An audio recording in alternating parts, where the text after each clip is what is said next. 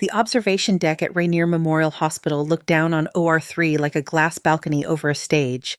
Fluorescent light washed everything in a flat blue. Stainless steel gleamed. Below, a team moved around a draped body, checking lines, adjusting monitors, voices low and focused. Dr. Riley Hart stood at the back right hand, resting on the handle of her black carbon cane badge, still stiff against her chest. The name on it, reflected faintly in the glass, looked almost like it belonged to someone else. Riley Hart, MD, surgical intern. It was 6:45 for a 7 o'clock orientation. Of course, she had arrived early. Her left leg ached in that deep, familiar way that felt carved into the bone, a slow burn that had started around 4 in the morning and never quite left.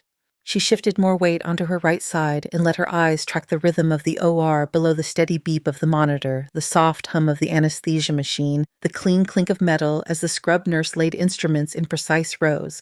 The board on the wall read, OR3, laparoscopic appendectomy, Nolan Henry, 7:30, ding. 10:30, routine. Riley thought, watching the neat letters. That word always made her careful. The door behind her opened with a soft hiss of air. You are the new intern. The voice had the calm weight of someone used to being heard. Riley turned. Dr. Alan Mercer stepped into the room. His white coat sat perfectly over a dark shirt and tie, silver hair combed back without a strand out of place. His shoes were polished enough that the overhead light caught on the leather. Up close, he smelled faintly of soap and coffee. Yes, sir? Riley said. Dr. Hart, Riley Hart. Mercer's gaze dropped at once to her cane traveled up the slim carbon shaft, paused at her hand, and finally reached her face with a detached clinical interest. You are early, so, he said. I like to see the room before I work in it, she answered. This is observation. You will not be working for a while. She offered her hand. It is good to meet you, Dr. Mercer. He looked at her hand but did not take it. Instead, he walked past her to the glass and clasped his own hands behind his back. I read your file, he said. Her hand stayed in the air for 1 second too long, then she let it fall to her side. State school, community college first. No research, no publications, no fellowships. He recited the details as if reading a lab report. No heat in the tone, just judgment packed into the choice of what to mention.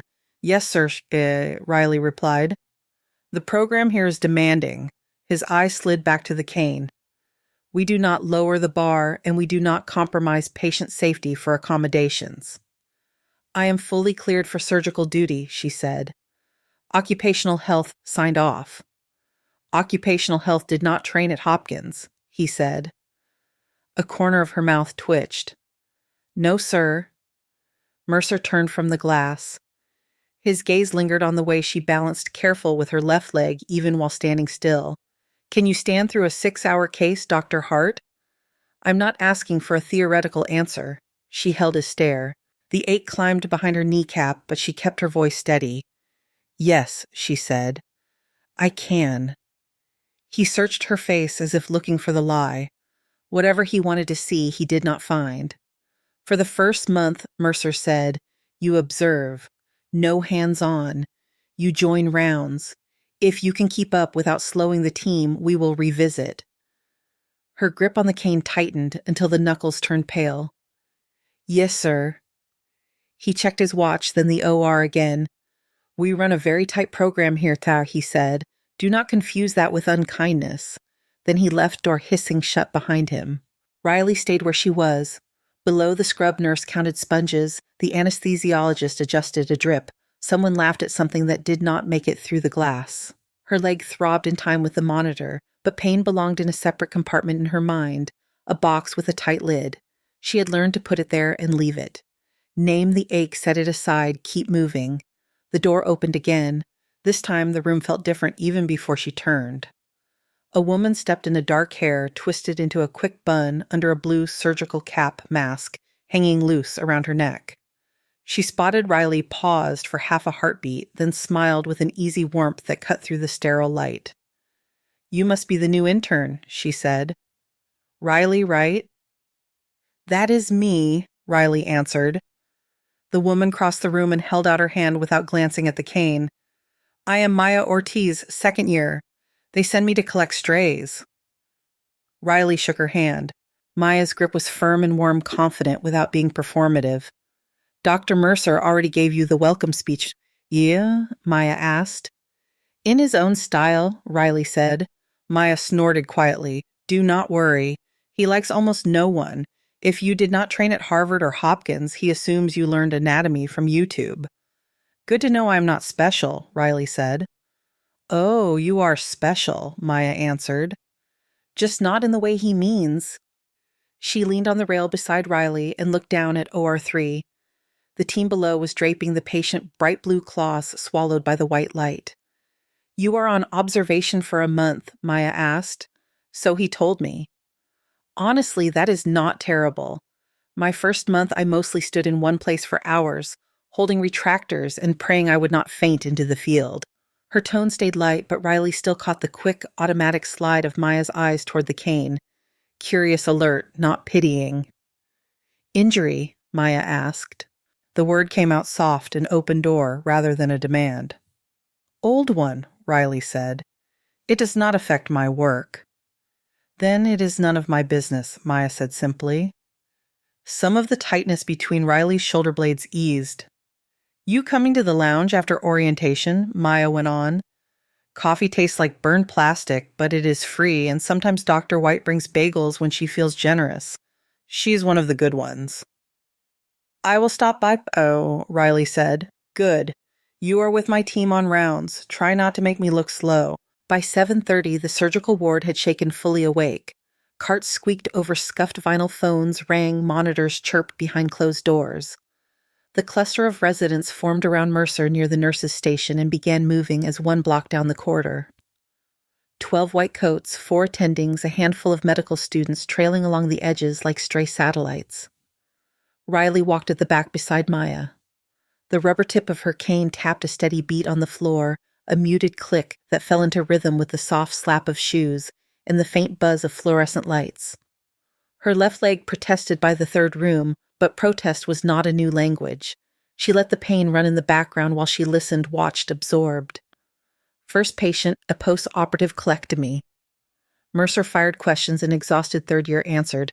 A student fumbled and turned red. Second patient, small bowel obstruction. NG tube electrolyte imbalances. Mercer's voice cut neatly through any hesitation, never quite harsh, but never gentle. Halfway through the hall, Dr. Logan Price peeled off from a side corridor and joined the front of the group.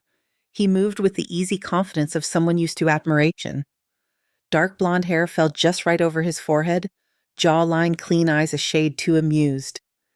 His stethoscope looked expensive. His watch definitely was. He fell into place a step behind Mercer, glancing back over the group with a quick scan.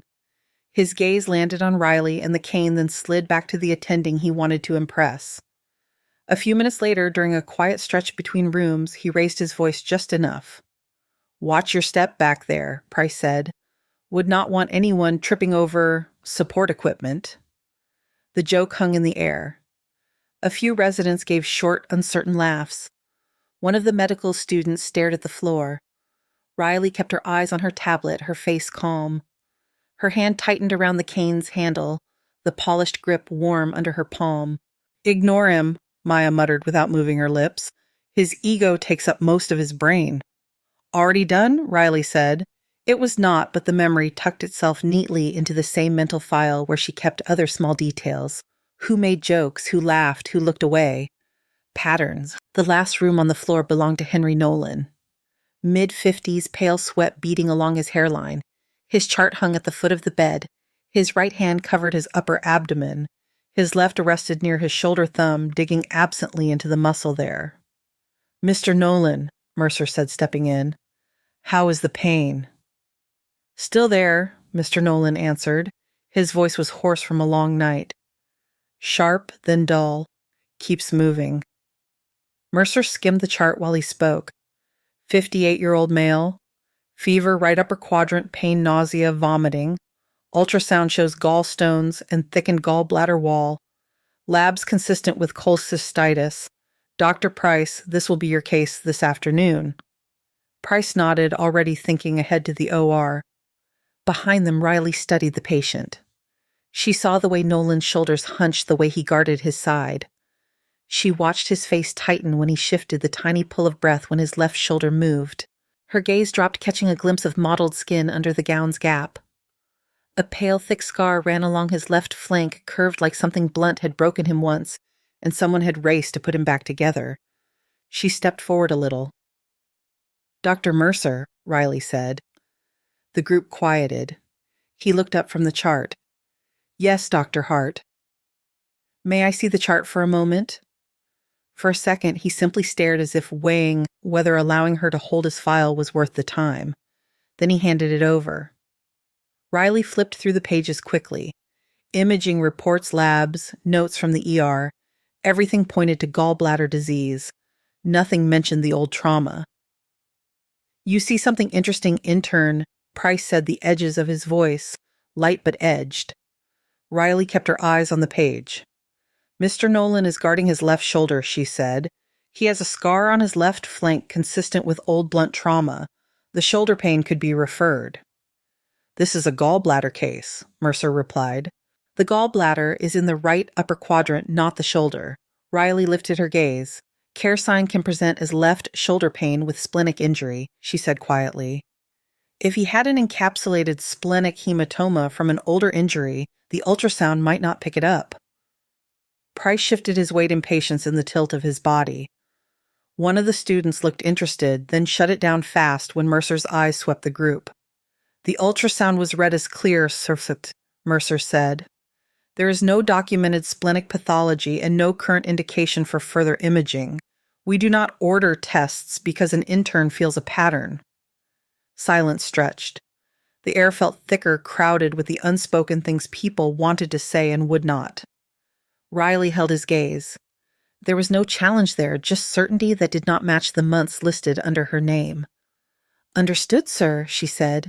He took the chart back. "For now," he said, "focus on learning to recognize what is in front of you, not what you imagine might be there." He stepped into the hall. The group flowed after him like water around a rock. Maya gave Riley the smallest shrug and an apologetic look before she followed. Later, as they moved past Nolan's room again on their way to another wing, Riley let her eyes flick toward the narrow panel of glass in the door. Nolan lay in almost the same position, hands still hovering near his left shoulder, jaw clenched as he tried to breathe through the discomfort. For a moment, her own body echoed the tension, a ghost of remembered pain creeping up her thigh and into her hip. She exhaled slowly and dragged her attention back to the path in front of her. One foot, then the other, cane tapping in time. The day stretched long. Orientation bled into rounds, into checklists and lectures, into a blur of new passwords and door codes. By 8 in the evening, the resident lounge sat mostly empty. The overhead lights were dimmed. The television in the corner played some crime show with the sound off an endless loop of flashing police lights and actors in suits. The room smelled like old carpet and burned coffee. Riley sat in the far corner, her left leg stretched out on a spare chair, an ice pack wrapped under her scrub pants at the knee. Her cane leaned against the armrest within easy reach. She scrolled through charts on her tablet lips, moving just enough to track lab values and post-op orders. The low hum of the vending machine and the distant beep of a monitor formed a background she did not need to think about.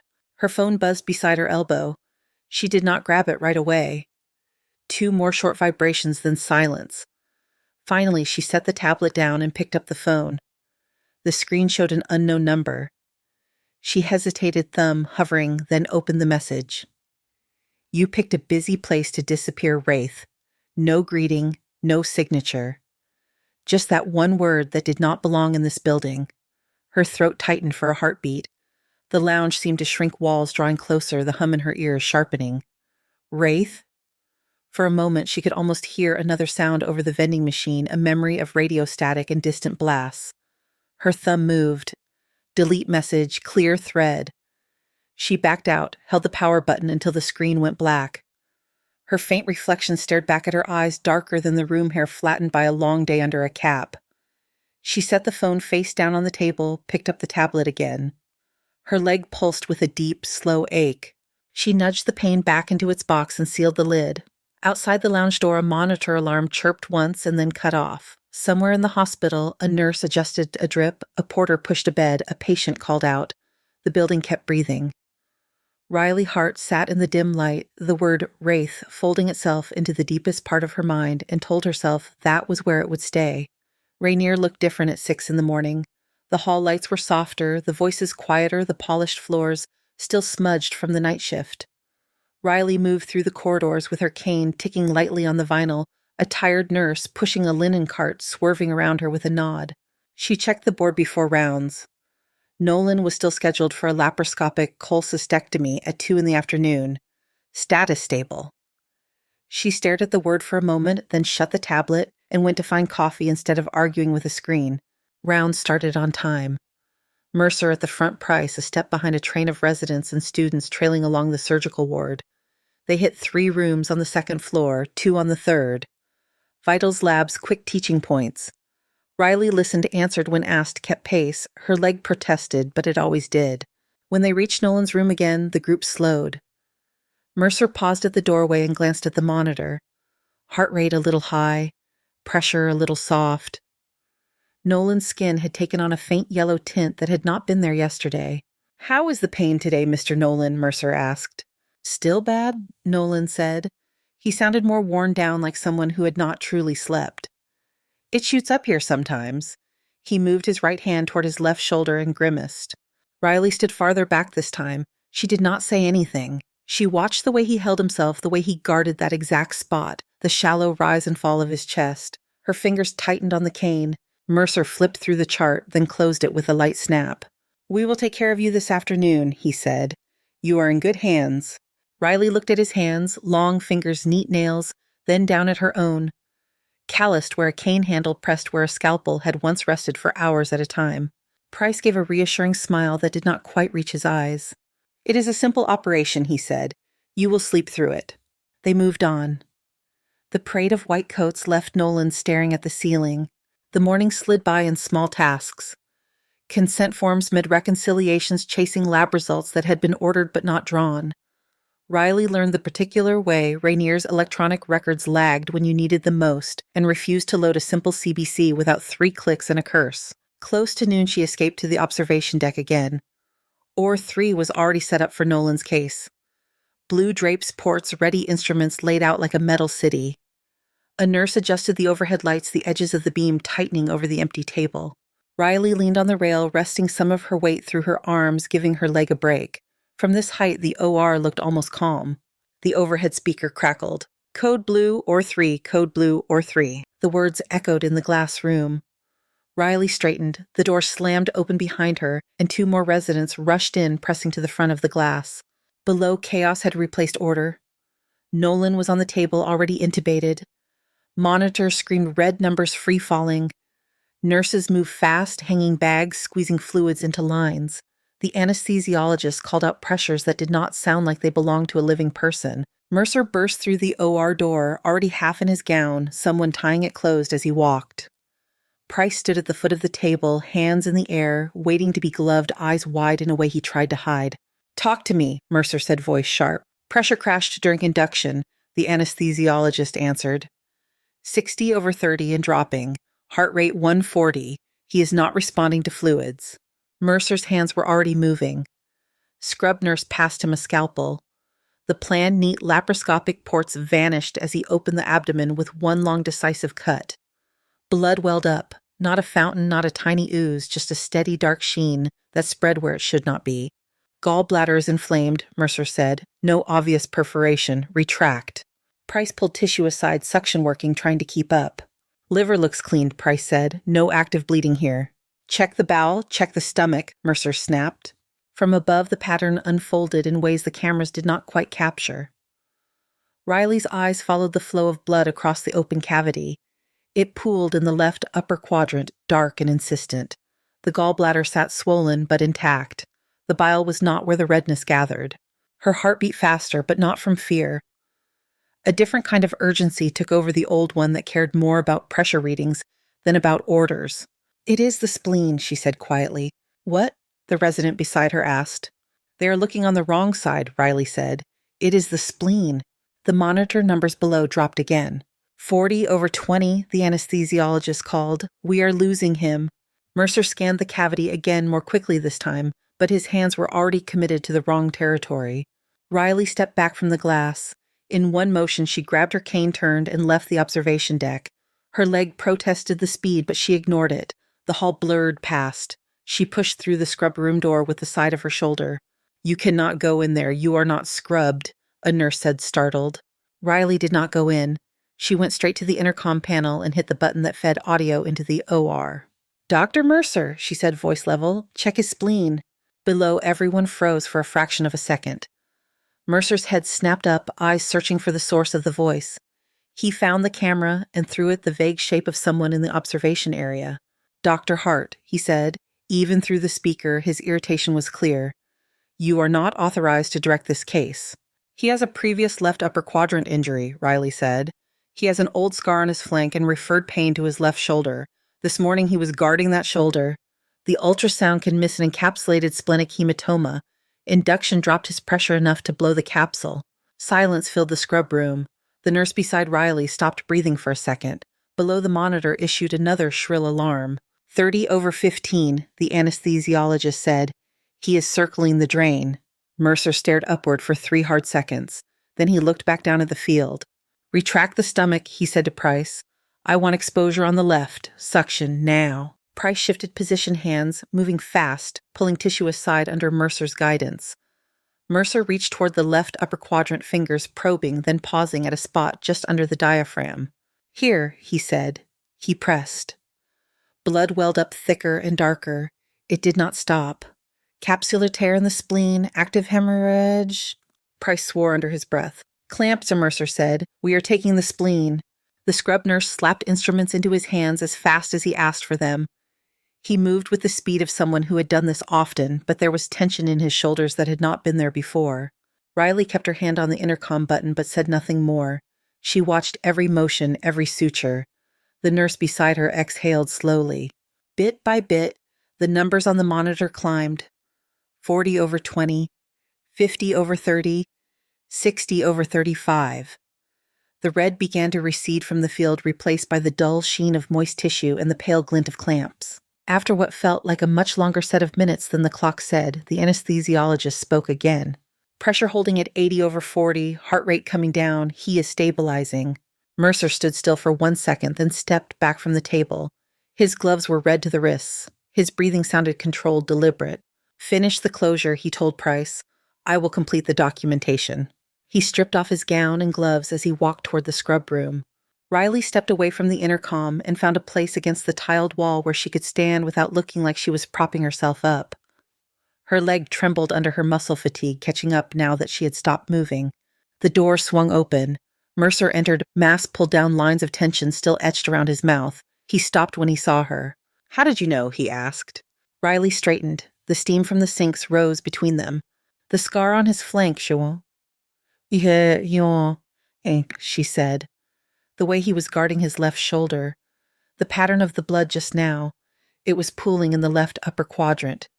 His gallbladder looked inflamed, but it was not the source. That is not an intern-level call, Mercer said. That is not even a senior resident call. She held his eyes. It was enough to ask the question, she said. He turned to the sink, let the water run over his hands, as if he still needed to scrub even though the gloves were already off. His voice came out quieter. You saved his life, he said. You saved his life, Riley answered. I just pointed at the right corner. Do not be modest, Dr. Hart, he said. It is unhelpful. He shut off the water with an elbow reached for a towel. Pattern recognition like that does not appear in 6 weeks. He turned back toward her. Where did you train before you came here? Riley felt her throat tighten around an answer she could not afford to give. Rainier is my first surgical residency, she said. You saw that in my file. His eyes searched her face looking for the missing pieces. Before he could press, the overhead speaker crackled again. Trauma team to emergency department. Incoming motor vehicle collision. Mercer hesitated, torn between 2 pulls, then chose the one that was bleeding. We will revisit this, he said, later. He left. The door hissed shut behind him again. That night, the skills lab was empty except for the soft hum of the overhead lights and the faint antiseptic smell clinging to the air. Riley stood at one of the practice stations, a foam pad stretched over a plastic frame in front of her. She held a needle driver in her right hand, a pair of forceps in her left. The fake skin had been cut open in a straight line. She was closing it with a series of interrupted mattress sutures, each one placed fast and tight, the edges of the foam kissing each other cleanly as she tied. In-out cross tie. Her hands moved with a muscle memory that did not match the number of civilian months on her CV. You know that is not how they show it in the videos, right? The voice pulled her out of the rhythm. She looked up. Dr. Arjun Mehta leaned in the doorway, a coffee cup in one hand, his own ID badge turned backward on his chest. His hair was mussed, his expression curious. In which videos? Riley asked. Simulation videos, he said, walking in. The ones they make us watch during boot camp orientation. They teach a nice, lazy, simple interrupted. He stopped at her station and watched her finish another stitch. That, he said, nodding at her work, is a combat-style vertical mattress. My brother showed me something like that once. He is Army. It is just efficient, Riley said. Good edge aversion. Also good when you do not know how long the patient will actually keep the wound clean, Arjun said. Like, say, in a tent that keeps getting shot at. She set the needle driver down, feeling his gaze, trying to peel back layers. I like the technique, she said. It holds. He lifted his hands in surrender. I'm not accusing you of anything, he said. Just noticing. You are good with your hands. That is the job, she answered. Not as 6 weeks in, he said. We'll be like days. He said quietly. The lab door opened again. Maya stuck her head in. There you are, she said. Price is holding court in the lounge and using your name a lot. Thought you might want to see the show. Riley exhaled once and stepped away from the pad. Stitches will still be here, Arjun said, half joking. So will Price, Maya said, unfortunately. The resident lounge hummed with low conversation by the time they got there. Someone had found a half-decent playlist and turned it down low. Takeout containers crowded one table. Price stood near the coffee machine with a soda in his hand, 2 interns and a med student orbiting him like satellites. I am just saying, he said loud enough for the room. It was a good guess. He saw Riley in the doorway and let his mouth curl into something like a smile. Our very own Oracle, he said, calling spleens from the balcony. Maya's shoulders stiffened beside her. It was not a guess, Riley said. Her voice stayed mild. It was anatomy. Sure, Price said. He took a sip of soda. And I'm not saying it was not useful. It was. You got lucky, and a man kept his blood inside his body. We all appreciate that. He tilted his cup in a mock toast. It usually takes years of training to see that kind of pattern, he went on. So either you are a genius, or you have been secretly moonlighting at another residency. Arjun spoke from the couch. Or she is just paying attention, he said. Relax, Price. Yes, Price said. I am complimenting her. Maya stepped in. That is a strange way of saying thank you, she said. Price's eyes cooled at the edges just for a moment, then he shrugged. We are all on the same team, Shakhi said. I'm sure Dr. Hart will have plenty of chances to show off her pattern skills. Riley picked up her tablet from the corner table where she had left it and sat ignoring the small nod of attention. The hum of the refrigerator filled the space between beats of conversation. Someone changed the channel on the mute television. For a while, they all pretended to be just co-workers winding down. The pager on Riley's waistband shrieked without warning, joined a heartbeat later by half a dozen others. The lounge snapped to attention. Mass casualty alert, the overhead speaker announced. Crane collapse at downtown construction site. All available surgical staff to emergency department. Takeout containers and cups were abandoned where they sat. The room emptied in under 10 seconds. The emergency department had already shed its usual shape by the time Riley arrived. Extra gurneys lined the halls. Yellow and red triage tags lay ready in neat stacks. The automatic doors hissed open and shut on a constant cycle, letting in slices of siren noise and cold night air. Dr. Leland Gwynn, the ER attending on duty, stood at the center station with a portable radio pinned to her shoulder and a clipboard in her hand. Her dark hair was tied back tight, her eyes sharp. Crane went over on a remodel downtown, she said, as Mercer and the surgical team reached her. Multiple trapped. Fire is still extricating. We have reports of at least 6 incoming 3 coded critical at the scene. She pointed as she talked. Price, you and Maya take trauma 1, blunt chest and abdominal trauma. Chen, you have trauma 2, head injury unresponsive. Hart, you are in trauma 4, currently tagged yellow, but that can change. She looked Riley in the eye. You good? She asked. Yes, Riley said. The first ambulance burst through the doors a minute later. A woman in her 30s, face gray and oxygen mask, fogging with each breath chest wrapped in improvised bandages. Paramedics called out vitals as they ran the gurney toward Trauma 1. The second patient came in almost on top of her. Young man, blood soaking his pant leg splint on his thigh, pressure held by a medic's hand. Compound femur fracture, heavy bleeding at the scene, tourniquet applied 15 minutes ago, the medic said. Riley waited at the doorway of Trauma 4, gloves on gown, tight as the third wave arrived. 2 paramedics wheeled in a man in his early 20s, Hispanic short buzz cut, training t-shirt cut open to expose his chest. His right leg was wrapped and splinted from knee to ankle. Dirt and concrete dust clung to his skin. Male 23, one of the paramedics said. Name is Diego Alvarez, Army out of JBLM, training accident crush injury from debris closed tib-fib fracture. Vital stable pain meds on board. Why is he here and not at base? Riley asked. Sight was closer to us than to them, the paramedic said. They diverted. They rolled Alvarez into Trauma 4. Riley stepped up to the gurney. Diego, she said, I am Dr. Hart. I am going to take a look at your leg. His eyes were wide but focused, fear contained by training. Yes, ma'am, he said. She cut away the rest of the torn pant leg and peeled back the temporary dressing. The skin around the fracture was swollen, mottled with bruising. His lower leg was deformed, angles wrong where bone should have been straight. Tiny black flecks dotted the skin around the break, embedded like seeds. Can you wiggle your toes for me? She asked. He did. Good capillary refill, warm skin, strong pulse in the foot. The fracture was ugly, but the blood flow held for now. How did this happen exactly? She asked, fingers palpating gently above and below the fracture, noting his flinch.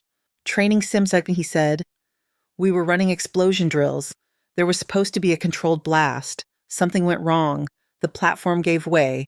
Debris came down. She looked closer at the tiny flecks in his skin. They were not just dirt. The pattern was too fine, too consistent. She smelled the faint, sharp tang of explosives still clinging to the bandage, a smell that did not show up in training videos. This was not a simulation charge, she said. Diego swallowed, eyes flicking to hers. Ma'am, he began. The fracture is from force, she said, keeping her voice even clinical. But these particles look like fragmentation.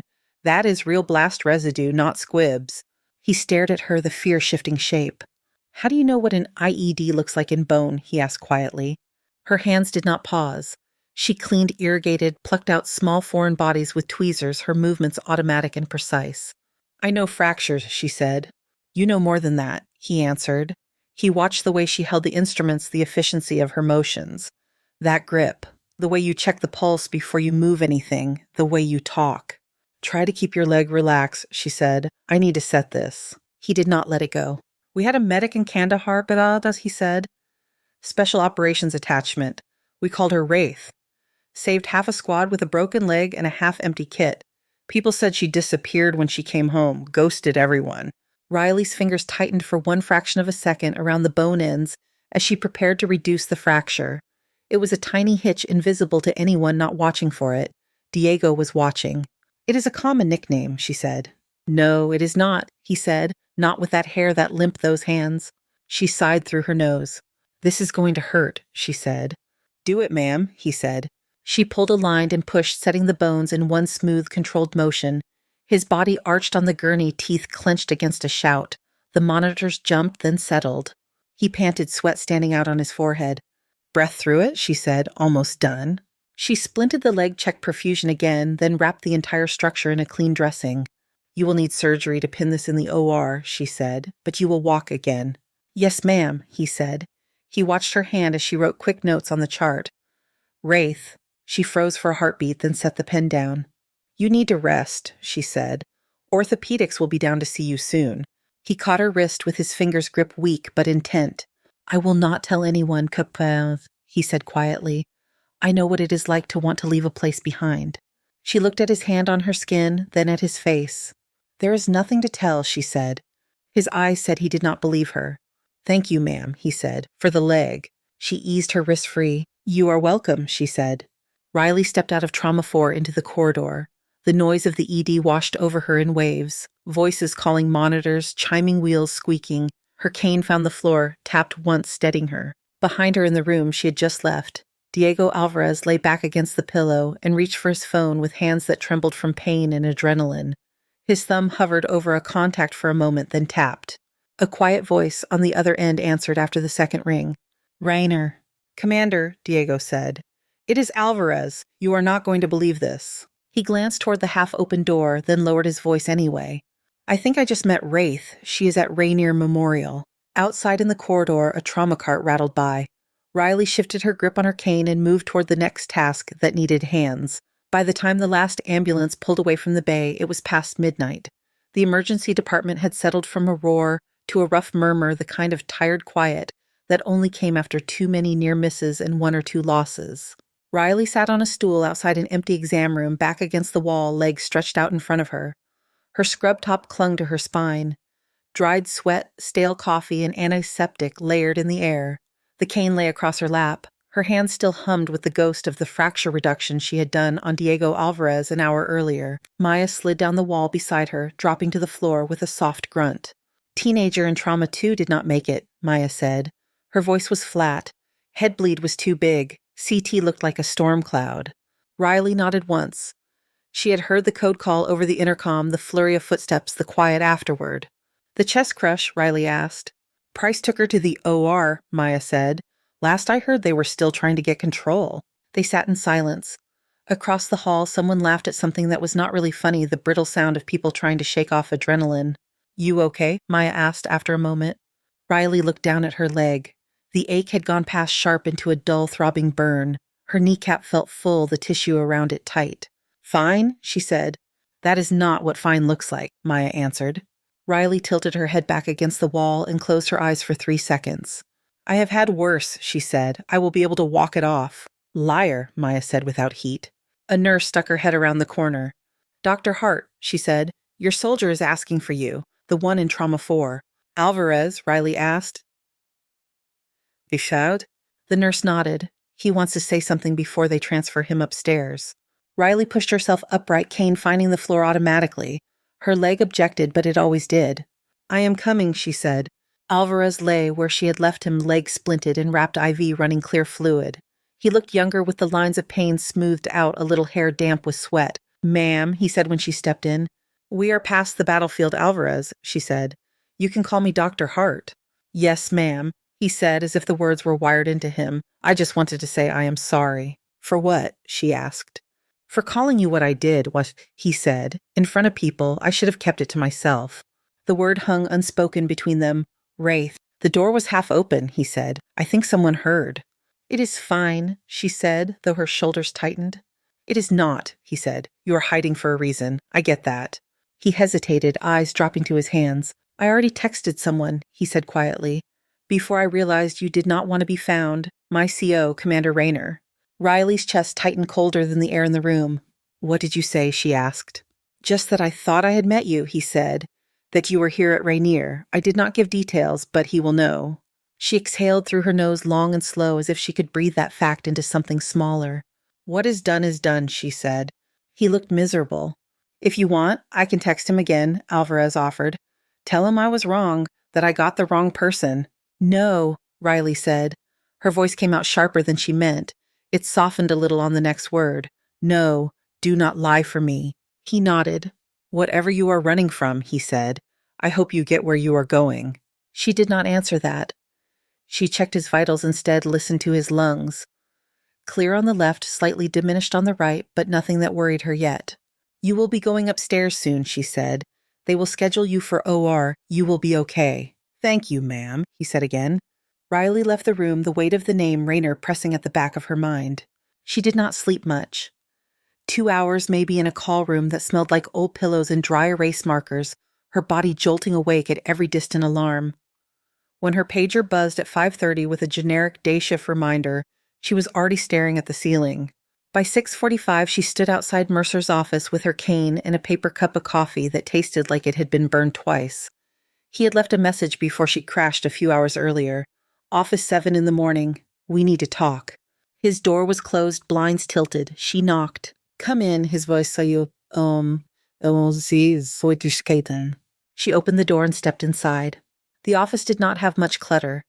Degrees on the wall, a framed photograph of a hiking trail with snow-capped mountains, a shelf of well-worn textbooks. Two monitors glowed on his desk, surgical schedules and lab lists open in tight windows. "Sit," he said not unkindly. She lowered herself into the chair opposite, leaning the cane within reach. He studied her for a second. "You look like you have been here all night," he said. "I have," she said. Before he could say more, his pager went off. The phone on his desk rang in the same breath. He picked it up. "Mercer," he said. As he listened, his face tightened. "How many vehicles?" he asked. "Any pediatric?" He stood up, phone wedged between shoulder and ear, grabbing his white coat from the back of his chair. "We will be right down," he said, and hung up. "Multi-car collision on Sci-Fi Wife Days," he said to Riley. 6 vehicles, several critical, 2 children. The word children hit something hard and deep inside her chest. For a moment, the office walls did not feel like they were in Seattle. The air tasted like dust and burning. "Come," Mercer said, "you are on trauma." The emergency department at 7 in the morning felt like a completely different hospital than it had at midnight. The light was harsher now, daylight pushing in through the high windows, mixing with the overhead fluorescence. The controlled chaos had returned. Dr. Lila Nguyen stood at the central desk, again radio at her shoulder. 6 vehicles, chain reaction, she said as a Mercer approached. 2 dead at the scene, 4 incoming, 2 adults, 2 pediatric. One of the kids coded on site and came back. She tapped the trauma bays on the whiteboard as she spoke. "Trauma 1 is the younger child," Nguyen said. "Trauma 2 the older, both with head trauma. Trauma 3 is an adult with abdominal injuries. Trauma 4, adult chest trauma, least critical on paper." Her eyes flicked to Riley. "You take trauma 4, Nguyen said. "You will have backup if you need it." "Yes," Riley said. Alarms began chiming as the ambulances hit the bay. The first gurney barreled in, paramedics shouting. 8-year-old male, one of them called. Ejected from booster seat, GCS 6 unequal pupils, intubated in the field. They rushed him into trauma 1, Mercer and Maya followed. The second was a teenager, maybe 16. Blood matted her hair, her face was ashen. She went into trauma 2 with Dr. Chen. The third, an older man with a distended abdomen and terrible bruising along his side, was wheeled into trauma 3. "Possible liver lac hypotensive," the medic said.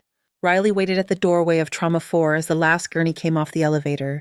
2 paramedics pushed it fast but steady. "Male 38, one of them said. "Name is Cole Rayner, active duty Navy, blunt chest trauma from steering wheel, shortness of breath en route, diminished breath sounds on the left. BP 90 over 60 and dropping, heart rate 130. O2 sat in the 80s despite non-rebreather." The name hit her like an impact. Cole Rayner. For a moment, the room narrowed to his face. There were new lines around his mouth, a few more gray strands in his short hair, but the jaw was the same.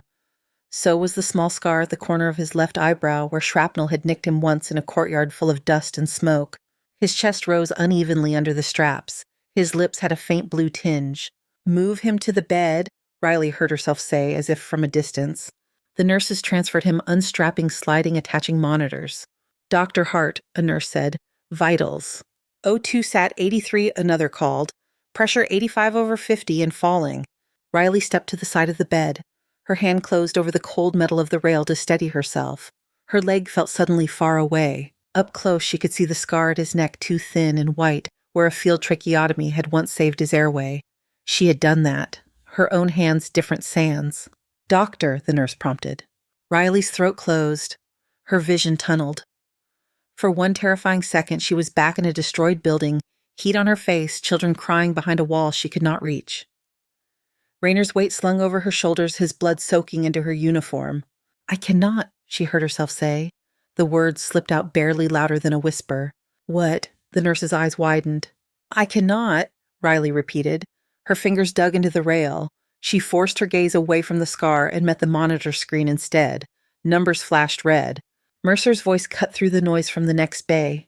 "Dr. Hart." She turned. He stood in the doorway, gloves on gown, already splattered from the pediatric case. "That man is decompensating," Mercer said.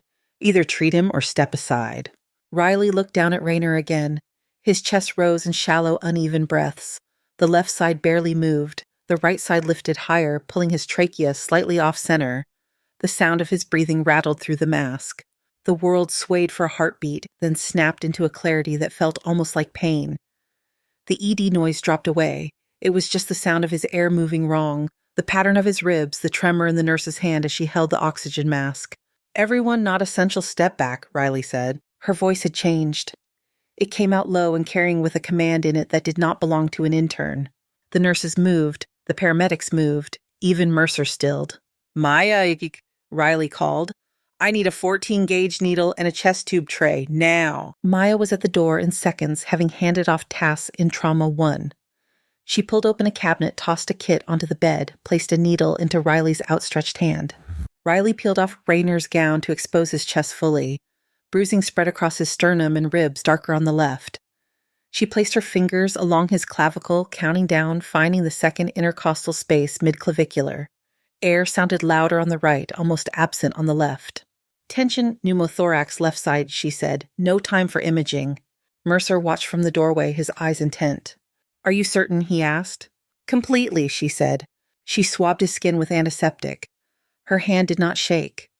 The needle felt familiar in her grip. She inserted it at the chosen point, angling just above the rib to avoid the neurovascular bundle pushing through skin, subcutaneous tissue, intercostal muscle. There was a moment of resistance, then a soft give. A hiss of air burst from the catheter, loud in the small room. Rayner's chest moved differently almost immediately, the left side beginning to lift. O2 sat increasing, a nurse called. 85, 88, 90. Riley exhaled once. Prep for chest tube, she said. He's going to need a longer-term solution than a needle. She marked the fifth intercostal space at the anterior axillary line, injected local anesthetic, even though he was already slipping under because habit demanded it. She made a small incision, spread the tissue with a clamp, then guided the tube in with practiced motions, feeling the pop as it entered the pleural space. More air escaped, followed by a small amount of blood. Connect to suction, she said. The nurse did. The water in the drainage chamber bubbled. The lung inflated more fully with each breath. The alarms on the monitor eased from frantic to urgent. Pressure 95 over 60 and rising, someone said. O2 sat 94. Riley taped the tube in place, covered the site with the dressing checked breath sounds again. Clearer now on the left, equal with the right. Good, she said. Her own heartbeat finally eased a fraction. She felt Mercer step up beside her. That was textbook, he said quietly. She did not look at him. Her eyes stayed on Rayner. Get thoracic surgery on board, Riley said. He will need evaluation for rib fractures and any underlying lung contusions. Rayner's eyelids fluttered. For a moment his gaze focused. His pupils tracked moved, found her face. Wraith, he rasped through the mask. The words scraped out of him, torn but sure. The room went still. Every nurse, every medic, Maya, even the intern in the corner, pretending to be invisible, looked at Riley. She leaned in closer so he could hear her over the hum of the suction. Stay still, she said. Breathe. You are okay for now. I knew Alvarez was not crazy, Rayner whispered. His mouth twitched in what might have been a smile. You really are here. His eyes slipped closed again as the sedative took hold. Get him to CT then to the OR, Riley said. The team moved. Gurney rails up, portable monitor attached. Chest tube secured. They rolled him out of Trauma 4 down the corridor toward imaging. Riley stepped back. Her hand found the edge of the counter behind her. The strength went out of her legs in a sudden rush. For a moment she thought they might buckle. The cane kept her upright. Maya watched her. They called you Wraith, Maya said. She was not smiling. Her eyes were very serious. What is that? Riley swallowed. Old nickname, she said. From where? Maya asked. Before Riley had to answer, Mercer's hand closed lightly around her elbow. My office, he said. Now! He did not wait for a reply, just turned and walked. Riley followed Kane, tapping across the tile. In his office, the light from outside had shifted. The sun sat higher, throwing stripes across the floor through the blinds. Mercer closed the door behind them and turned to face her. Sit, he said. She sat. He remained standing for a moment, one hand on the back of his chair, thinking. Then he moved around the desk and pulled open a drawer. He took out a thin folder and laid it down in front of her. After the splenic case yesterday, he said, I made a call to a colleague at Walter Reed. Her fingers hovered over the folder but did not touch it yet. Your suturing technique, your triage decisions, the way you moved today, Mercer said. They did not match your paperwork, so I asked about certain patterns, combat medicine patterns. He tapped the front of the folder. This is what he sent me, Mercer said. Public record now that parts of it are declassified. Riley opened the folder. On the first page was a printed email. Beneath it, a clipped report with several sections blacked out. At the top, in clean block letters, it read, United States Navy after action report. Operation Iron Harbor, Helmand Province. Her eyes moved over the lines. Special operations team ambushed an urban zone. Multiple casualties, building collapse, secondary explosion, one medical officer on site, Lieutenant Commander Riley A. Hart. She skimmed down the words, blurring, then sharpening. Medical officer sustained significant lower extremity injury during extraction of wounded personnel. Despite personal injury, officer continued providing advanced trauma care for 11 hours under fire, resulting in the survival of 8 SEAL operators and 3 local Allied civilians. Further down a section she had never seen. Subsequent intelligence review indicates that the building housing 3 civilian miners was rigged with secondary explosive devices timed to target rescue personnel. Collapse occurred as a direct result of enemy action. Given the structural compromise and timing of the secondary blast extraction of the miners was determined to be tactically impossible. Recommended commendation, Navy Cross. Riley's throat went dry. Her left hand curled into a fist on her thigh. They knew, she said. Her voice sounded strange in her own ears. They knew the building was rigged. Yes, Mercer said. Intelligence knew. The investigation concluded months after you were medically retired. They said it was unstable, she said. Her eyes stayed fixed on the paragraph. They said to stay back, that more of us would die if we went in. I thought they were just afraid. They were afraid, Mercer said, and they were also right? Her vision blurred. She blinked hard and the words swam back into focus. 3 children died in that building, she said. And 11 people did not, Mercer answered. His voice stayed calm. Because you refused to stop. She shook her head once, a small, violent motion. I could hear them, she said, calling out. I could not get to them. My leg would not move fast enough. She pressed her fingertips into her eyes for a moment as if she could erase the images there. I left them, she said. You were forced out by a second explosion, Mercer said. You were blown into a wall. Your leg was shattered. 2 more detonations followed. That is in the report as well. He waited until she lowered her hands and looked at him. You have been carrying all of that as your personal failure, he said. When in reality it was a combination of enemy tactics and command decisions, neither of which were yours. It does not change that they are dead, she said. No, he said, it does not. Silence settled between them for a long moment. Outside, a helicopter passed low, the faint thrum of rotors barely audible. Why did you hide this? Mercer asked quietly. Why start over here as if you had never held a scalpel before? Riley looked down at her leg, at the faint outline of the brace she wore under her scrubs. Because when I came home, she said slowly, every time someone heard the word Helmand, they looked at me like I was a ghost story. They did not see a surgeon. They saw something that made them uncomfortable. Her mouth twisted. And because when I closed my eyes, all I saw were the kids I did not get to, she said, not the ones I saved. I did not want that version of me near a civilian OR. So you buried her, Mercer said. I thought if I stripped my history down to the degrees, views, and the license, she said, maybe I could just be another intern who got yelled at for being slow. I wanted to learn the things I did not know without everyone expecting miracles every time I walked into a room. You did not want your war to walk into the hospital with you, he said. She nodded. It followed anyway, she said. He leaned back in his chair. Lieutenant Commander Hart, he said. She flinched at the title. You are not an intern pretending to be more than you are, Mercer said. You are a surgeon pretending to be much less. Which one bothers you more? She asked. The pretending, he said. Her mouth almost quirked. Almost. My patients do not care what I used to be, she said.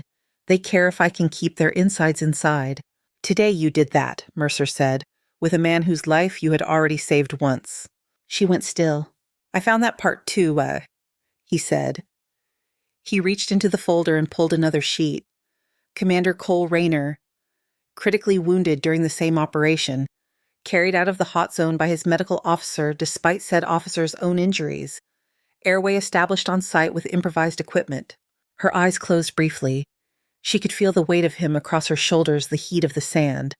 The pop in her leg when the second blast went off. He called you Wraith in front of my staff, Mercer said. That name means something. It is what they called me, she said quietly. Over there. Why, he asked. I moved quietly, she said. I got in and out of places I probably should not have. I stayed when I should have pulled back. Fitting, he said, for someone who has been haunting her own life. She almost laughed, a small broken sound. So what now? She asked. Do you call the board? Tell them their intern lied on her application. You did not lie. In that you omitted. There is a difference. That sounds like a very lawyer sentence, she said. It is a pragmatic one, he said. You disclosed your education. You did not falsify training. There was no slot for combat surgery on the form. He folded his hands on the desk. However, he went on, this cannot stay a rumor buzzing in hallways and trauma bays, not with the Navy involved. A knock sounded on the office door, quick and firm. Mercer frowned. Yes, he called. The door cracked open. His secretary leaned in, eyes a little wider than usual. Dr. Mercer, she said. Security just called from the main lobby. His brows rose. They said there are several Navy personnel in dress uniforms downstairs, she said. They are asking for a Lieutenant Commander Riley Hart. Security was not sure how to handle it. Riley closed her eyes for one brief second. How many? Mercer asked. 8, the secretary said. One of them is in a wheelchair. Mercer looked at Riley. It seems, he said, that part of the past is already here. Mercer held her gaze for a moment after the secretary left. You do not have to go down there, he said. Security can tell them you are unavailable. Riley looked at the folder still open on his desk, at her own name printed above paragraphs she had never read until now. Lieutenant Commander, Navy Cross recommended. You think that will make them leave? She asked. His mouth curved in something that was not quite a smile. No, he said. I think it will irritate them. She blew out a breath. If I ignore this, she said, they will just find another way to drag it into the building. Probably, Mercer agreed. Better to walk into the lobby on your own feet. She picked up her cane and stood. Her leg felt stiff, the familiar protest from too many hours on it. She shifted her weight until the ache settled into the background hum she knew how to work with. Come with me, she said. I was planning on it, Mercer replied. They took the elevator down in silence. The doors opened onto the main lobby, and for a moment Riley thought that everything looked ordinary. Visitors at the information desk. A woman with a stroller waiting near the windows. A volunteer in a blue vest pushing a cart of magazines. Then she saw them. 8 men in Navy dress uniforms stood in the center of the lobby, positioned in a loose line that snapped into formation as she stepped out of the elevator. The polished floor reflected their shoes. Their ribbons and medals caught the overhead light. Reiner sat in a wheelchair at the end of the line, chest bandaged under the hospital gown blanket thrown over his lower half. An IV stand stood beside him, pump quietly clicking. Beside him, Diego Alvarez leaned on Crutch's leg and a fresh cast hospital bracelet still on his wrist. He straightened when he saw her. The elevator door closed behind her with a soft sound. One of the men at the front, tall with sandy hair and a sharp jaw, raised his voice. Attention, he called. The word cracked through the lobby like a snapped branch. All 8 men came to attention in perfect unison, heels together, hands at their sides. Even Reiner straightened in his chair as much as his chest allowed. Every other sound in the lobby fell away. The woman with the stroller stopped hand-frozen on the handle. The volunteer set the magazine she had been arranging down without looking at it. The tall officer stepped forward 2 paces. Lieutenant Commander Riley A. Hart, he said, United States Navy, medical officer attached to Naval Special Warfare Command. Riley's fingers tightened on the cane. Her heart beat fast enough that she felt it in her throat. For a second, she was not sure her legs would carry her. She shifted the cane a little forward and walked. Each step across the tile sounded loud in her own ears, the rubber tip of the cane marking time. Her left leg pulled the ache sharp in the first few steps, then settling. The officer stopped when she was a few feet away. Ma'am, he said, I am Lieutenant Grant Walker. This is Chief Petty Officer Luis Herrera. Petty Officer First Class Sam Kwan. Petty Officer Miller, Petty Officer Briggs, Petty Officer Ortiz, and Senior Chief Davis. He gestured down the line. Each man's face held some version of the same look. Gratitude. Relief. Something heavier that she did not want to name. We served with you in Hellman, Walker said. We heard you were here. How? Riley asked. Her voice sounded hoarse. Walker glanced toward Alvarez. Word gets around, he said. Diego lifted his shoulders in a small, unapologetic shrug. You disappeared after Iron Harbor, Walker said. We kept the rumor mill busy for a while trying to figure out where you went. Nobody knew until yesterday. Herrera stepped forward holding something flat and square wrapped in brown paper. He peeled the paper back with careful fingers. Underneath was a dark wooden frame. Inside, mounted on navy blue velvet, was a bronze cross on a blue and white ribbon. A small plaque sat beneath it. After the investigation finished, Walker said, "Command approved this. They mailed it to your last known address. It came back." Herrera lifted the frame with both hands and offered it to her. "We have been carrying it for 4 years," he said. His voice was rough. "Waiting." Riley stared at the navy cross. The metal sat still glass catching the light. The plaque read, "For extraordinary heroism in action against an armed enemy." Her chest felt tight. Air came in, but it did not feel like enough. "I cannot take that," she said. Herrera's jaw worked. "You earned it," he said. "You do not have to want it." Reiner cleared his throat. "Doc," he said. His voice was not much more than a rasp, but it carried. "Let us thank you properly." She looked at him. His face was pale under the fluorescent lights, but his eyes were clear. "We are alive because of you," he said. 8 of us. That is not a thing you just leave in a file." Applause had not started yet. The lobby was too stunned for that. It sat in a suspended quiet. Riley reached out. Her right hand closed around the frame. It was heavier than it looked. Her left hand came up to support the bottom edge. Her fingers brushed the glass. The men in front of her moved as one. Their right hands rose to their brows. 8 salutes crisp held. There was nowhere to hide from that. The pressure behind her eyes sharpened. She swallowed against it. The cane stood alone now, balanced against her leg. She straightened her back and lifted her right hand, bringing it up to her temple. Her salute was slower, but it did not shake. For a long moment, the lobby held its breath. Then somewhere off to the side, a nurse began to clap. It was one pair of hands, at first awkward and unsure. Another joined, then another. The sound spread, growing, filling the space between the high ceilings and the polished floor. Visitors stood up from chairs. Staff poked their heads out of doorways. Someone held up a phone. Riley lowered her hand and looked at the metal again. The applause flowed around her, loud and strange. Her leg protested the extra weight on it, but she stayed where she was. Mercer stood at the edge of the crowd, arms folded, face unreadable. Only his eyes betrayed anything, a small light there that had not been present when he first walked into the observation deck days ago. "Ma'am," Walker said when the clapping began to fade, "we booked the small conference room on the 2nd floor. If you have time, we would like to talk without an audience." She nodded. "I can give you a few minutes," she said. They moved as a group to the elevator. The doors closed on the lingering whispers of the lobby. The conference room was too clean for the history it was about to hold. Whiteboard on the wall, long table stack of untouched notepads in the center. The metal sat in front of Riley, the polished wood warm under her fingertips. The men took chairs around her. Alvarez sat at the far end leg, up on a stool, looking slightly dazed. "We have been looking for you since the day you signed out of the rehab facility," Herrera said. "One day you were there, the next day you were gone." "I left," she said. "We noticed," Walker said. Reiner rolled his chair closer to the table. "They did not tell you about the full report, did they?" he asked. "No," she said. "We got parts of it," he said. "Herrera knew more because he cannot keep out of classified files." Herrera lifted his hands. "Old habits," he said. "You have spent 4 years thinking you failed those kids," Reiner said, while command sat on language that said exactly the opposite. Riley glanced down at the metal, then back at him.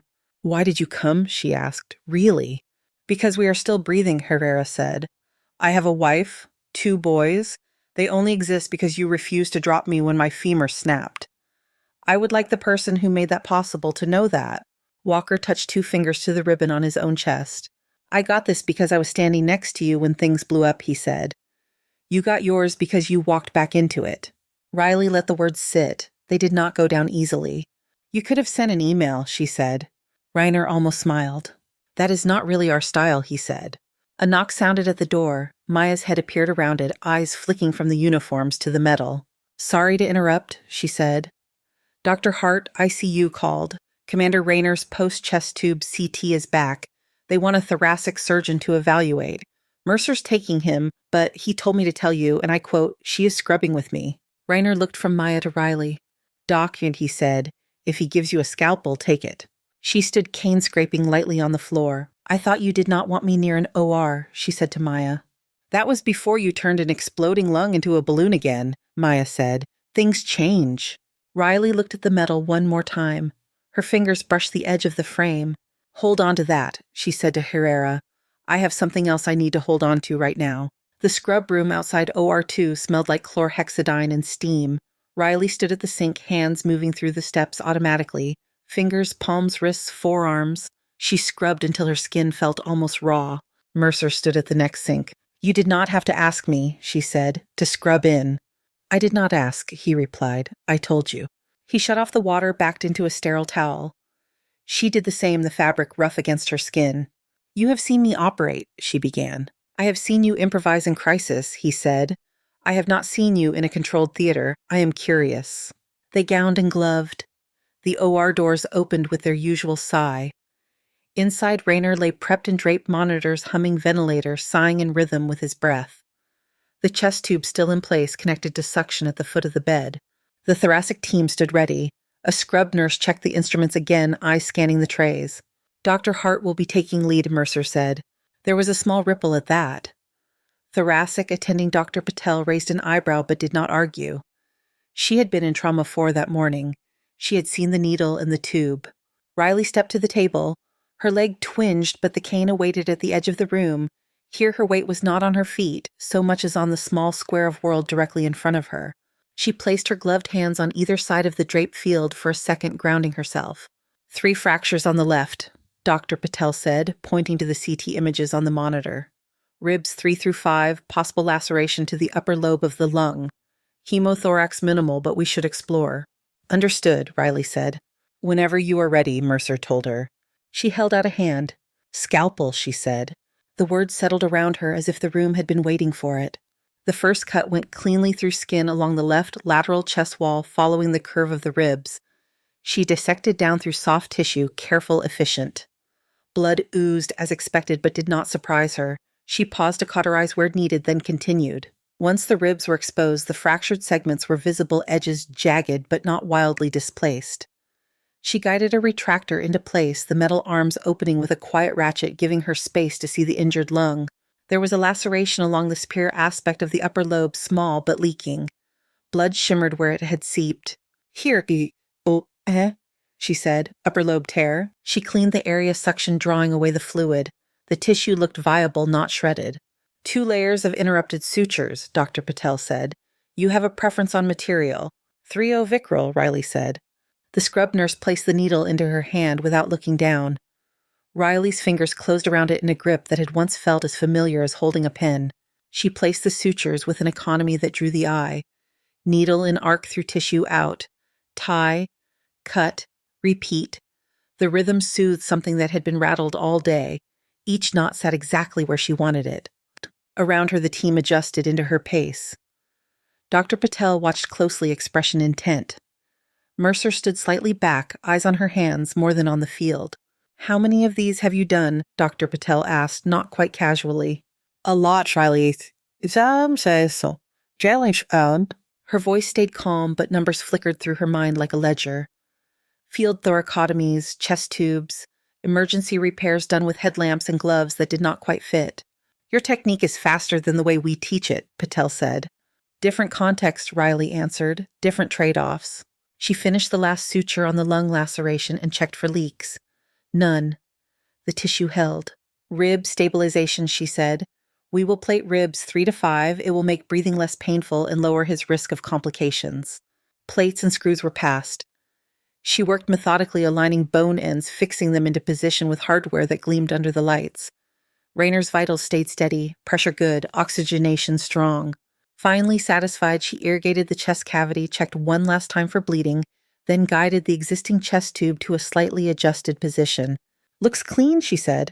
She closed in layers, each stitch pulling the edges together, turning the open wound into a thin red line. By the time she placed the final stitch in the skin, her shoulders ached and her legs sent up a fresh protest. She did not feel any of that until she stepped away from the table. Good work, Dr. Patel said. There was no surprise in her voice, just acknowledgement. Textbook, Mercer murmured. Riley looked down at Rayner's bandaged chest, rising and falling in a slow, even rhythm. He will hate the hospital food, she said. That is how we know he is recovering, Patel said. In the scrub room afterward, Riley sat on a bench for a moment with her head in her hands. Water ran in the sinks as nurses cleaned up. Her shoulders sagged now that the focused tension had leaked out. Mercer sat down at the other end of the bench, leaving a gap between them. You can operate, he said simply. I hope so, she answered. You are not just competent, he said. You are extremely good. She stared at the floor. It is the only part that ever made perfect sense, she said, on deployment. He nodded. You know, he said, some people spend their entire career trying to reach the level you are at and never get there. I do not know what to do with that, she said. Start by not hiding from it, he replied. Later that afternoon in the ICU, the lights were dimmed and the machine sounded quieter. Rayner lay with his head elevated, nasal cannula under his nose lines running into both arms. His eyes were open. Seeing? Riley stepped into the room. Her cane touched the floor softly. You look terrible, he said. You look worse, she replied. He smiled with only half his face. Fair, he said. She checked his vitals more for something to do with her hands than because she doubted the numbers on the screen. Your lung laceration is repaired, she said. Ribs plated. You will feel like you have been run over for a while. It was only a car, he said. He watched her for a moment. I did not expect to see you here, he said. He said. I did not expect to see you on a gurney in my trauma bay, she answered. He shifted slightly and winced. I owe you twice now, he said. This is getting ridiculous. You do not owe me, she said.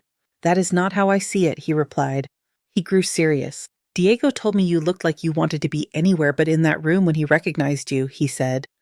Why are you hiding under a different life? She looked at him, then away. Because the last one nearly killed me, she said. In more ways than one. He nodded slowly. You know we tried to find you, he said. After you left the rehab ward, we showed up to bring you the medal and you were gone. Transfer paperwork vanished. No forwarding address. I want it out, she said. Of all of it. Does it feel like you are out? He asked. She did not answer that. You should rest, she said instead. He watched her move toward the door. Doc, he said. She stopped. What happened in that building was not on you, he said. We got the same report Mercer showed you. We know now. You did everything humanly possible with one leg and half a body of supplies. Her fingers tightened on the cane. I know what the paper says, she said. Then start believing it, he said. She walked out without answering. She had just reached the nurse's station when her pager vibrated. A numeric code she did not recognize flashed across the screen. A moment later, her phone buzzed as well. It had been turned back on since the lobby silent until now. A message from Mercer. Board meeting. Conference room 4B, question of your status. Come now. She swallowed once and turned toward the elevators. The conference room on the 4th floor was already full when she arrived. The hospital's chief medical officer, Dr. Evelyn Cho, sat at the head of the table. 2 other board members flanked her. A lawyer from the hospital's legal department occupied a seat near the end papers neatly stacked. Mercer sat along one side. Maya stood against the wall. Logan Price occupied a chair opposite the board, posture straight. Riley stepped in, every head turned. Dr. Hart, Dr. Cho said, please take a seat. Riley crossed the room, cane tapping softly, and sat in the empty chair that faced the board. This is a formal review, Dr. Cho said. Dr. Price has brought forth a concern about your application to this program. We are here to discuss it. Price cleared his throat. My concern, he began, is that Dr. Hart has misrepresented her level of prior training. That misrepresentation may have affected her placement in this residency. Dr. Cho glanced at him. Be specific, she said. Her file lists no prior surgical residency, Price said. No fellowships, no attending posts. Yet in the last 48 hours, she has demonstrated skills on par with a seasoned trauma surgeon. I believe she has significant experience that she concealed, thereby taking a spot meant for someone who actually needed basic training. Dr. Hart, Dr. Cho said, do you have a response? Riley looked at Price, then at the board. My application listed my medical school, my internship, my licenses, she said. I did not list any civilian surgical residency because I did not have one. That part is accurate. You left out the part where you were a combat surgeon, Price said. The application did not have a field for combat surgery, Riley said. That is a technicality, he shot back. That is a truth, Mercer said. Dr. Cho raised a hand. One at a time, she said. She focused on Riley. Did you serve in the military as a surgeon? Dr. Cho asked. Yes, Riley said. There was no point in sliding around it now. I was a Navy medical officer. Did you perform operative procedures during that time, Dr. Cho asked. Yes, Riley said. Did you omit that from your application with the intent to gain an unfair advantage? Cho asked. No, Riley answered. I did not think of it as an advantage. What did you think of it as? Cho asked. Riley looked down at her hands, then back up. As something that would make it harder to be treated like everyone else, she said. I wanted to start fresh in a civilian setting. I wanted to learn what I did not know without my past being the loudest thing in the room. Yet it is very relevant to your current work, Price said. It affects expectations, supervision, liability. It also affects survival rates, Mercer said. Dr. Cho looked at him. You have data, she asked. Not compiled in a spreadsheet, Gia? He said, but I have cases. Mr. Nolan would be dead without her call on his spleen. Commander Rayner would be dead without her needle in his chest. She recognized an IED injury in Alvarez that most of us would have written off as a simple crush. She has raised the game in my department in less than 2 weeks. That is not the issue, Price said. The issue is trust. Trust runs both ways, Maya said from the wall. Dr. Cho glanced at her. You are Dr. Ortiz, she said. Yes, Maya said. Second year.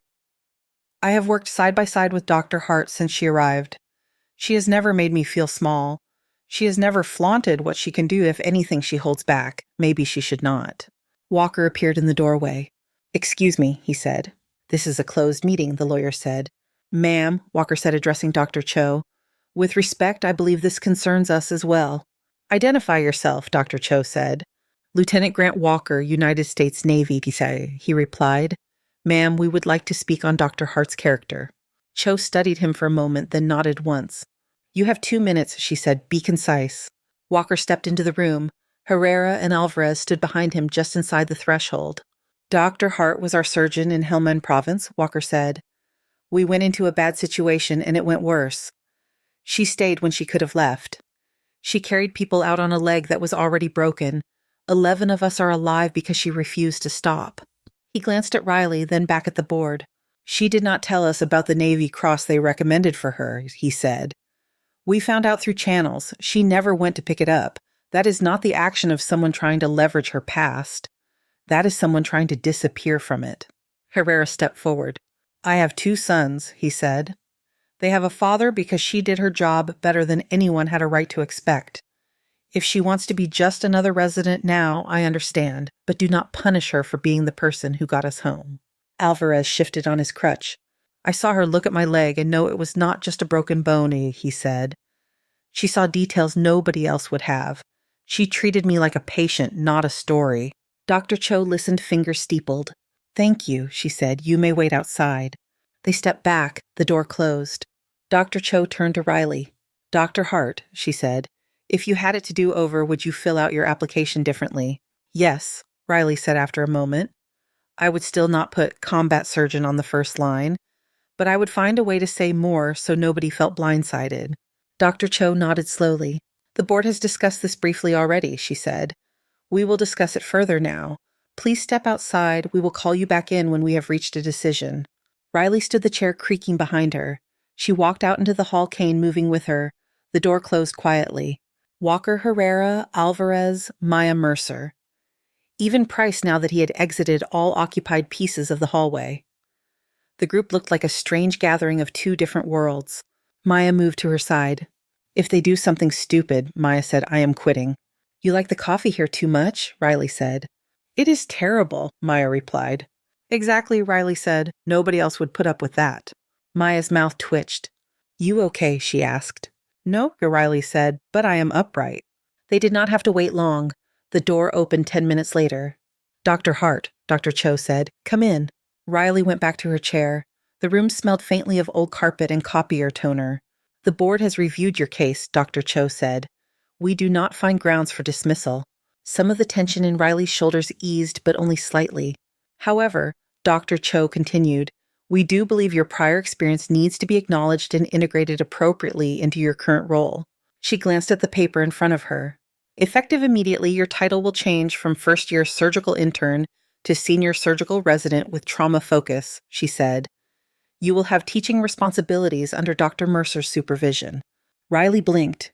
Excuse me, she said. We also want to develop a structured pathway for military medical personnel transitioning into civilian practice, Dr. Cho said. Dr. Mercer has proposed that you help design and lead that program. Riley looked at Mercer. He did not look surprised. This hospital treats a large number of veterans, Dr. Cho said. It is in our interest to understand how to use their skills well. It is also, I suspect, in yours. Riley let out a slow breath. What if I say no? She asked.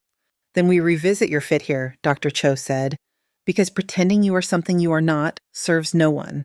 Riley thought of the Navy Cross sitting in the conference room downstairs, of Rayner in the ICU, of Alvarez on his crutches, of Maya in the hall threatening to quit, of the interns who had watched her place a chest tube and seen a version of a doctor they had not expected. She looked back at Dr. Cho. I will need help, Riley said. I do not know how to build a program. You will have it, Mercer said. I do not want to be a poster, Riley added. You will be a clinician who teaches, Züchter, Cho said. Nothing more, nothing less. Riley nodded slowly. All right, she said, then I accept. Dr. Cho's shoulders dropped a fraction. Good, she said. We will formalize the details. For now, get some rest. You look like you have been in this building for days. I have, Riley said. Then start by leaving it for a few hours, Dr. Cho replied. Riley stood and walked out. The hallway felt strangely wide. Maya fell into step beside her. Senior resident, Maya said. Look at you. It is just a different label, Riley said. It is a label that comes with me being allowed to say go do that more often, Maya replied. I'm not mad about it. Walker and Herrera approached. How did it go? Walker asked. I still have a job, Riley said. They tried to promote me. Tried, Herrera repeated. I said yes, she said. That is more like it, he said. They stood there for a moment, a cluster of uniforms and scrubs, and a cane in a fluorescent-lit hallway that had no idea what to do with all those histories at once. 6 months later, the teaching amphitheater at Rainier hummed with a different kind of tension. Not panic, not crisis, but the restless energy of people about to be asked questions in front of their peers. Riley stood at the front, her black cane leaned against the lectern within easy reach. The Navy Cross hung framed on the wall behind her next to a photograph of a dusty courtyard and 11 figures in desert uniforms. Someone had printed a small card with her name and pinned it discreetly under the metal. She tried not to look at it while she talked. Rows of residents and a handful of fellows filled the seats, some in neatly pressed scrubs, some in jackets, a few in civilian clothes that still could not hide a military bearing. A coffee cup rattled softly somewhere near the back as someone tried to set it down without drawing attention. Damage control surgery, Riley said. Who can give me the basic idea? A hand in the second row went up. Dr. Sarah Kim, second-year hair pulled into a tight ponytail, highlighter sticking out of her pocket. You fix what will kill the patient in the next hour, Sarah said. Not everything. Good, Riley said. You stabilize physiology. You do not do a 6-hour masterpiece while their liver empties onto the table. A ripple of quiet amusement moved through the room. She walked slowly away from the lectern hip, brushing the edge of the front row. Her leg complained, but the ache was just another familiar chorus, under the murmur of the air conditioning and the soft scribble of notes. In an ideal trauma, she said, you have imaging, labs, consultants. In reality, you often have a hole in someone in a clock. She picked up a marker and uncapped it, the smell of ink sharp in the cool air. On the whiteboard, she wrote 3 letters. A BC, airway breathing circulation, she said. In that order.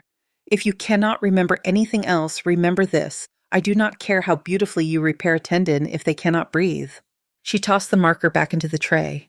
A hand went up near the aisle. A man in his late 30s, broad shoulders, short hair, sat with his back straight. His ID read David Park, MD. A small army patch pin sat above his name. Captain Park, she said. Go ahead. Ma'am, he said, then caught himself. Dr. Hart, I have a question about pacing. In the field, we made decisions fast. We had to. Here, attendings want 3 consults and 2 committees before we place a central line. A few people snorted quietly. I'm struggling with figuring out when to push and when to wait, Park said. When to be the person who acts and when to stay in my lane. Riley nodded. This is the tension every veteran in this room is carrying, she said. Out there, you were often the only line between alive and dead. Here you are, part of a bigger apparatus. Both realities are true. She rested a hand lightly on the lectern for a second. You only push past the system when you are sure someone will die if you do not, she said. Not might, will. Park watched her carefully. How do you know the difference? He asked. You practice in lower stakes moments, she said. You learn your attendings. You learn which ones will back you if you act in a pinch. You learn where the bottlenecks are. Then, when a real wall comes up, you already know how hard to lean on it. She saw a few people nodding, not just the veterans. For now, she said, you document like you never documented in your life. You make your reasoning visible. If you call an audible in trauma, you show why it made sense. She scanned the room. All right, she said. Case discussion. Someone present the highway rollover from last Tuesday. Walk me through your thought process, not just what you did. Hands went up. Voices traded details. The hour passed in beads of questions and answers, small nods and quiet corrections. The room started formal and ended with a feel closer to a unit talking through an op. When it was over, the residents filtered out in small groups, conversations trailing into the hall. A few stayed to ask quick clarifying questions. Sarah hovered at the front, waiting for her turn. Park approached the lectern as the room emptied. Dr. Hart, he said. He said, do you have a minute? 1, she said. I have clinic at 3. He gave a quick, humorless smile. I have been thinking about quitting, he said. She set the marker down. It rolled an inch and stopped. Because, she asked. Because I spend half my time pretending I do not know how to do things I have done in worse conditions, he said. Because when I mentioned that I placed 50 central lines under fire, someone tells me that was cute, but I should follow the algorithm. His jaw tightened. I'm tired of feeling like who I was before makes people nervous, he said. She leaned against the front row desk, taking weight off her leg. When I first came here, she said, I tried to pretend the other life did not exist. It worked for about 6 weeks. He glanced at the cane, then at the medal on the wall behind her. From what I hear, it worked even less than that, he said. If you walk away now, she said, what does that feel like in your body? He thought about it. His hands opened and closed once at his sides. Feels like leaving something half done, he admitted. That is because it is, she said. You already did the job in one of the worst places imaginable. You can do it here, but you have to decide you want to stay, not just endure. He looked around the room. His gaze slid over the rows of chairs that bore the photos. I do not know how to be less than I am, so other people feel comfortable, he said. Good, she said. He blinked. Good, she repeated. Your job is not to shrink. Your job is to learn the parts you do not know and help people survive with the parts you do. He blew out a slow breath. That is a tall order, he said. Medicine is a tall order, she said. You already signed on for that. He considered her, then nodded. I will stay, he said, for now. Come talk to me in a month, she said. If you still want out, I will help you figure out how to leave in one piece. He almost smiled. Deal, he said. He left the room with a slightly looser posture. Sarah drifted closer as the door clicked shut behind him. Dr. Hart, she said. Quick question about your suturing pattern on the lung cases. Walk with me, Riley said, picking up her cane. I have about 3 minutes between here and my office. They talked technique down the hall, the smell of cafeteria food drifting faintly from a distant corner. Riley answered, gesturing with her free hand. Sarah listened at expression intent. At the door of Riley's office, Sarah peeled off with a grateful nod. Thank you, she said. Bring me your case logs next week, Riley said. We will go over them. Her office was small. 1 desk, 1 chair, a second chair that had been dragged in from the hall. A bookshelf held a mix of trauma manuals, worn paperbacks, and a few binders labeled with neat block letters. On the wall across from the metal hung a corkboard. Photos were pinned there. Rayner in a hospital gown giving the camera a thumbs up. Alvarez on crutches outside the hospital, grinning under a baseball cap. A group shot of Park and 3 other vets from the program, all in scrubs, all pretending they were not looking at the lens. Riley sat propped her leg on a rolling stool and opened her laptop. A blank document glowed on the screen, the cursor winking at the top. At the top of the page, she typed, Letter of recommendation. Emily Herrera. Someone knocked lightly on the open door. Come in, she said. A young woman stepped in. Blonde hair pulled back into a loose braid backpack over one shoulder. She wore jeans and a t-shirt with the logo of a community college. Dr. Hart, she said. I'm sorry, the receptionist said I could find you here. You did, Riley said. You are Emily. Yes, the woman said. Emily Herrera. She glanced at the Navy Cross, then back at Riley. My dad is Luis, she said. Herrera.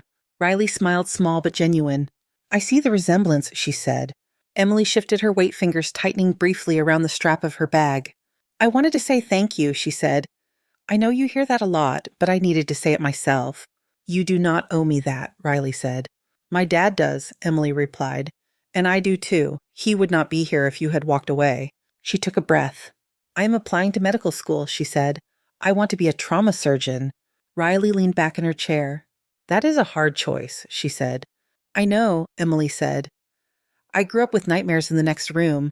I know he still wakes up some nights thinking he is somewhere else, but he's here. He walked me down the aisle last year. She reached into her bag and pulled out an envelope. These are my transcripts, she said, and my personal statement. I was hoping you might consider writing a recommendation. Riley took the envelope. The paper felt heavier than it should. Why trauma? Riley asked. You could pick dermatology, sleep, regular meals. Emily laughed once. Because I know what it feels like to have someone disappear into an OR and come back alive, she said. I watched my mom's face when they told her he made it. I want to be that person for someone else. Her eyes were bright steady. That sounds naive when I say it out loud, she added. It sounds clear, Riley said. She looked down at the envelope again, then back up. I will read this, she will say. Yes, she said, and I will write you a letter if I can do it honestly. Emily nodded. That is all I'm asking, she said. She hesitated at the door. My dad told me about the building, she said softly. About the kids. I know you probably do not want to hear it from me, but he never thought that was your fault. Riley's hand tightened on the arm of her chair. Tell him, she said, that I'm working on believing him. Emily's expression softened. I will, she said. She left. The hallway swallowed her footsteps. Riley sat for a moment listening to the low hum of the building. She opened the envelope, skimmed Emily's statement. Certain phrases caught her eye, words like fear and gratitude and second chances. She set the papers aside. Her phone buzzed on the desk. Rainer Alvarez set a date, June. Wedding will be here in town. He says if you do not come, he will find a way to schedule a non-urgent trauma consult just to drag you in. Riley huffed a small laugh. She typed back. Back. Depends on my call schedule. The reply came almost at once. That is not a no. Proud of you, Wraith. She let the phone rest in her hand for a moment, then set it down. Her pager went off a second later, vibrating sharp against her hip. Level 1 trauma. ED. Now. She closed the laptop without saving and stood. The cane was already in her hand by the time she reached the doorway. The hallway outside her office smelled faintly of bleach and coffee. A nurse hurried past with a stack of charts. Somewhere above, a helicopter's rotors beat the air, the sound muffled through layers of concrete. By the time she reached the elevator, 2 other residents had fallen in beside her, panting slightly. The doors opened. They stepped in. You taking the lead, one of them asked. If they let me, she said. The elevator chimed for the ground floor. The door slid open onto a corridor that led straight to the emergency department. The noise grew with each step. Voices calling vitals wheels, rattling the sharp electronic keening of a monitor pushed just past its limits. The automatic doors to the ED stood open. Through them, she could see 3 gurneys being wheeled in almost at once. Color tags swung from wrists and ankles. One patient cried out high and raw. Another lay too still. Dr. Nguyen stood at the center again, eyes taking everything in. Heart, she called as soon as she saw her.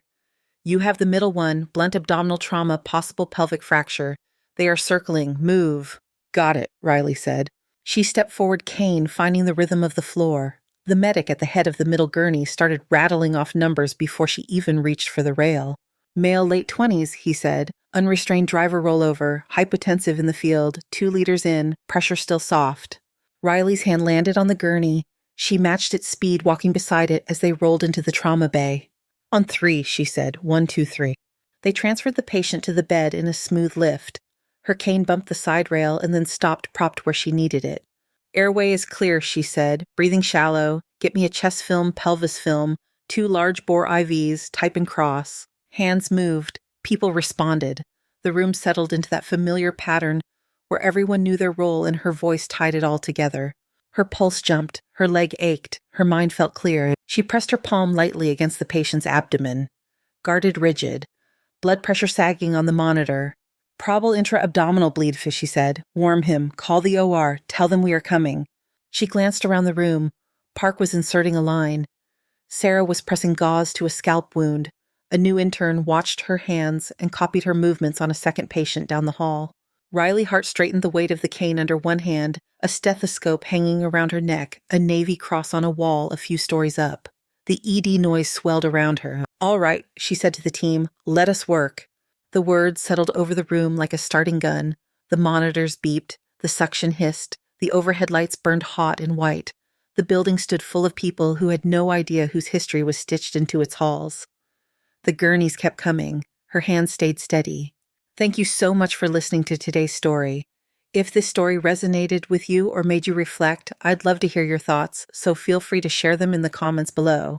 And don't forget to like, subscribe, and hit the notification bell so you won't miss the next story.